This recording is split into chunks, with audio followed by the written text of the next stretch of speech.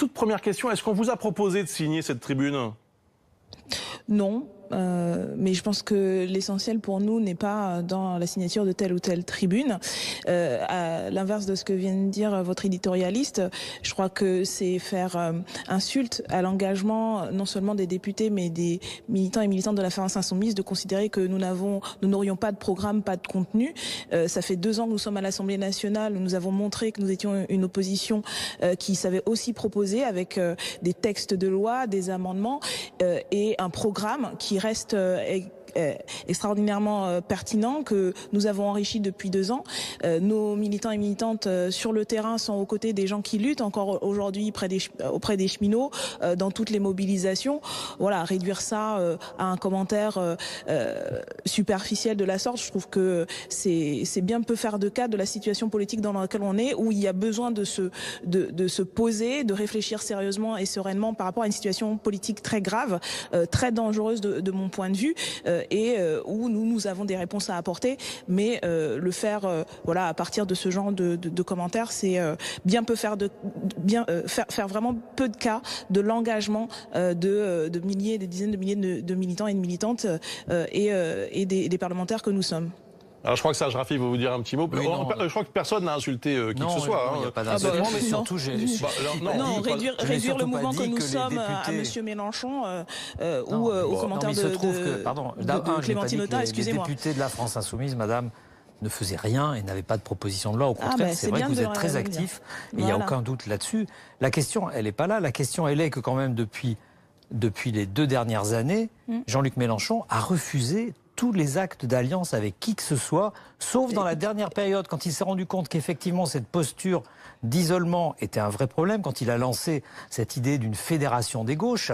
Ça, il l'a fait récemment, mais c'était trop tard. C'est-à-dire que c'était déjà... Le temps était passé, on n'en était plus là. Je ne remets pas en cause votre travail, ni qui que ce soit, et la légitimité... Et en effet, c'est ce que propose Clémentine Autain maintenant, à dire qu'il faut faire une grande alliance, et ce fameux Big Bang. Vous ne voulez pas faire de Big Bang ?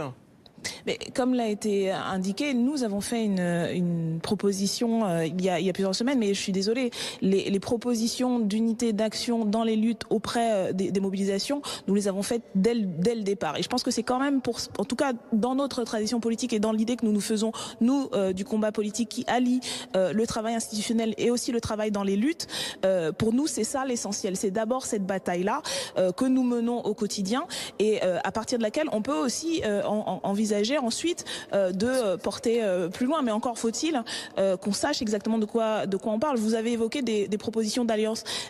J'ai dû rater quelques épisodes, mais de quelles propositions vous parlez?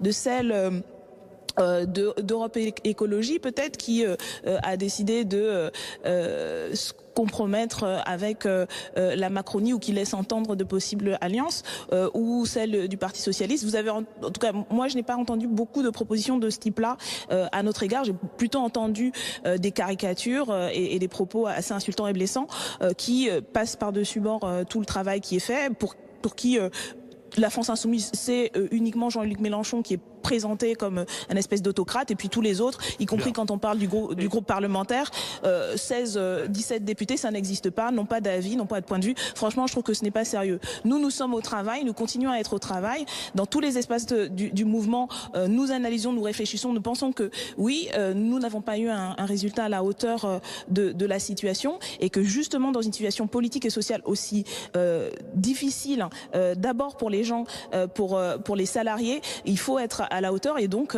voilà, il faut prendre ce temps du débat, mais faisons-le sérieusement et collectivement. Clémentine Autain et Elsa Fossillon se sont-elles mises hors jeu? Non, elles font des contributions, et il en existe de nombreuses qui sont faites, y compris d'abord au sein de ce mouvement. Nous avons un groupe parlementaire qui, dès le lendemain des élections, s'est réuni, a discuté et débattu. D'autres espaces du mouvement débattent et produisent des analyses de la situation. Nous avons un rendez-vous fin juin pour continuer ce débat-là avec ce qui aura été aussi discuté dans les groupes d'action. Donc voilà, il y a plein de débats et d'initiatives.